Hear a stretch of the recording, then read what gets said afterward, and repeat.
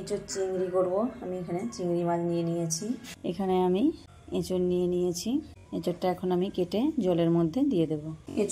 এঁচোড় আমি সিদ্ধ করতে দেব। এই যেখানে কেটে ধুয়ে নিয়েছি, ধুয়ে আমি রেখে দিয়েছি। জল দিয়ে দেব। কড়াইয়ে আমি সবজি ভাজা করেছিলাম, তাই কড়াইটা ধুলাম না। লবণ দিয়ে দেব, অল্প দিয়ে দেবো হলুদ। এরপরে আমি ধুয়ে রাখা এঁচোড়গুলো আমি দিয়ে দেব। আলু আর এঁচোড় আমি একসাথে দিয়ে দিলাম। অল্প একটু সিদ্ধ করে নেব। আমার এঁচোড় সিদ্ধ করা হয়ে গেছে, খুব বেশি সিদ্ধ করব না। আমি এরপরে জলটা ছেঁকে নেব। কড়াই বসিয়ে দিয়েছিলাম গরম করতে। কড়াই গরম হয়ে গেছে। কড়াইয়ের মধ্যে দিয়ে দিয়েছি একটা টাড়া মশলা, একটা জয়িত্রী, ধনে, গোটা জিরে, 3টে লবঙ্গ, 2টো ছোটো এলাচ। আমি এগুলো সব ভেজে নেব।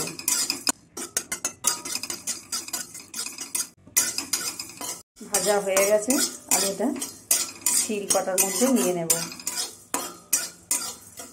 গুঁড়িয়ে নেব।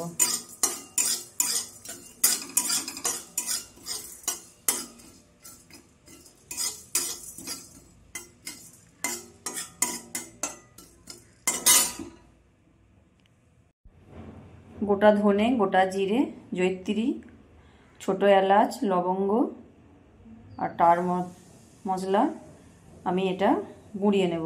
ভেজে আমি বাটিতে তুলে নিয়েছি। কড়াইয়ে আমি তেল দিয়ে দেব।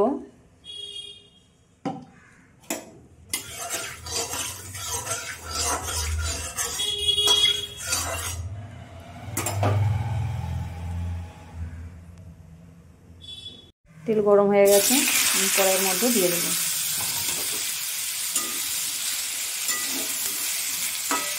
এটা আমি হালকা নেড়ে চেড়ে একটু ভেজে নেব।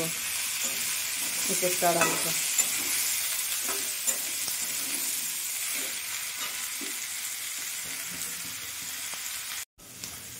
এঁচোড়টা আমার ভাজা হয়ে গেছে, ভেজে নেব। আবারও কড়াই বসিয়ে দিয়েছি। কড়াইয়ে আমি তেল দিয়ে দেব।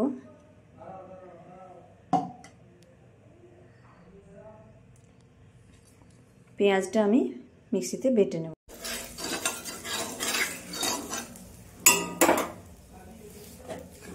এখানে চিংড়ি মাছ আমি নুন হলুদ মাখিয়ে রেখেছি। চিংড়ি মাছটা আমি তেলেতে দিয়ে দেবো।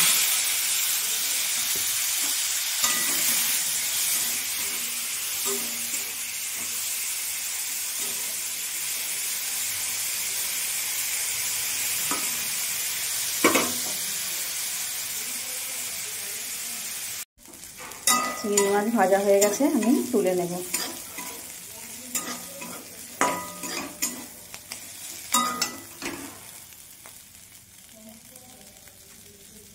আমি আলু আর এঁচোড় যেই জায়গায় ভেজে রেখেছি ওই জায়গাতেই রেখে দেবো।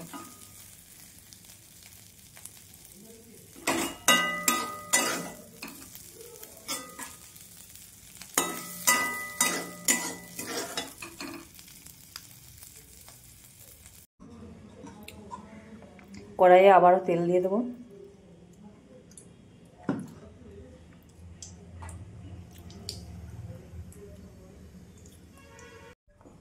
পেঁয়াজ বাটাটা আমি দিয়ে দেবো।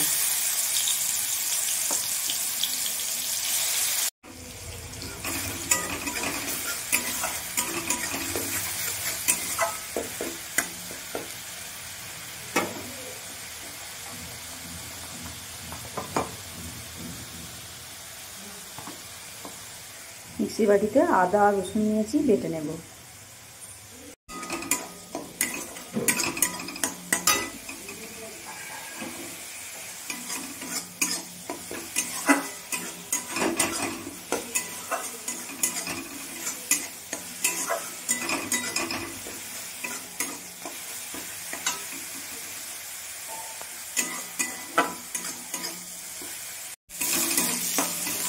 লাল লাল করে ভাজা হয়ে গেলে আমি আদা রসুন বাটাটা দিয়ে দেব।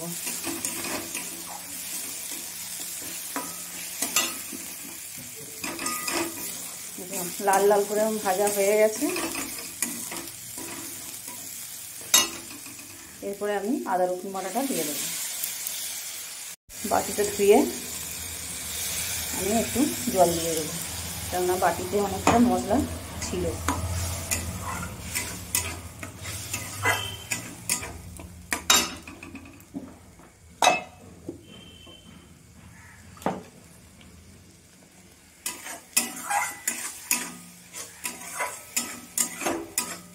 আদা রসুনটাও আমি অল্প একটু নেড়ে চেড়ে নেব।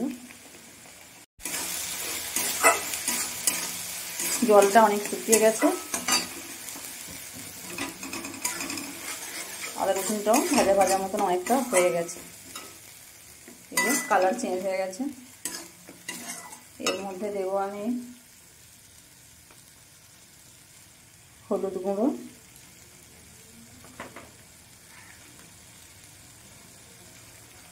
ঝাল লঙ্কার গুঁড়ো, হাফ চামচ জিরে গুঁড়ো,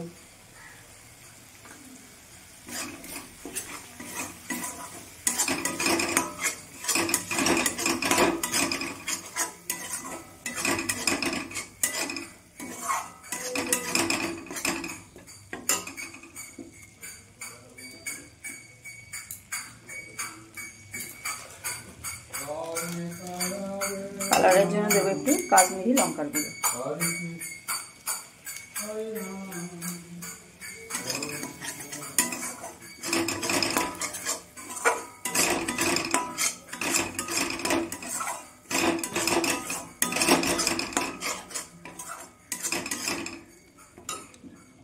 মশলাটা অল্প করে জল দিয়ে কষিয়ে নেব। একটু জল দেবো, নাহলে পোড়া লেগে যাবে।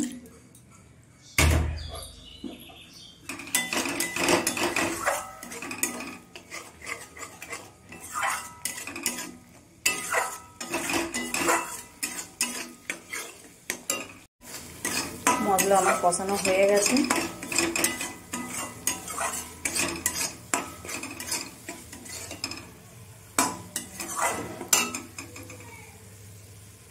এরপরে চিংড়ি, এঁচোড়, আলু যে ভেজে তুলে রেখেছি সব একসাথে দিয়ে দেবো।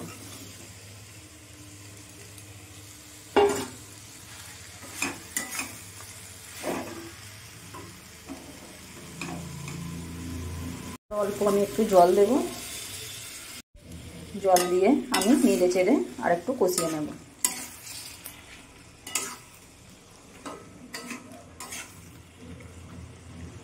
দিয়ে দেবো কেটে রাখা টমেটো। সবকে আমি নেড়ে চেড়ে আরেকবার ভালো করে কষিয়ে নেব। কষিয়ে নিয়েছি, এরপর আমি জল দিয়ে দেবো।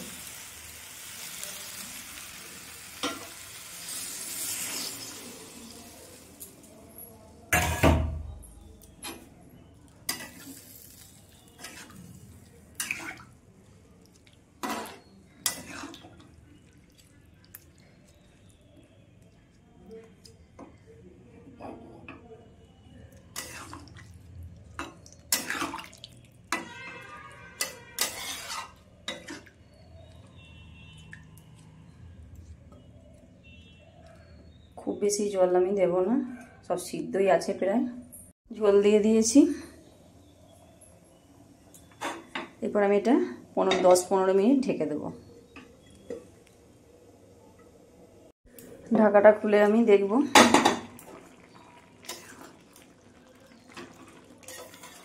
হয়ে গেছে রান্নাটা।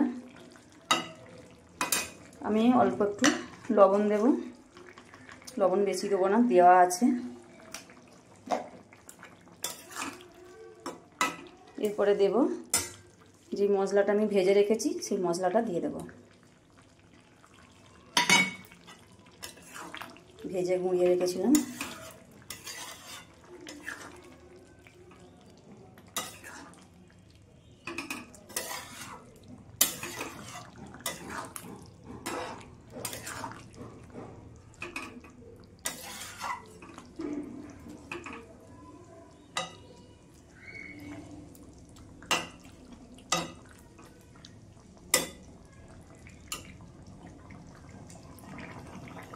এবার আমি গ্যাসটা বন্ধ করে দেব।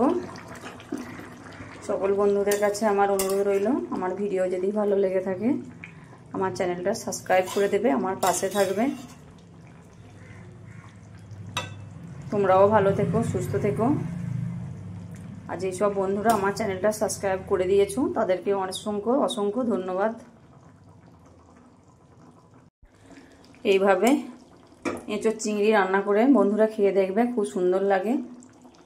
পুরো একদম অনুষ্ঠান বাড়ির মতন টেস্ট লাগে, খুব সুন্দর টেস্টি হয়। একবার রান্না করে এইরকমভাবে একবার রান্না করে খাবে ভাজা মশলা দিয়ে, খুব সুন্দর লাগবে। গ্যাসটা বন্ধ করে দিলাম।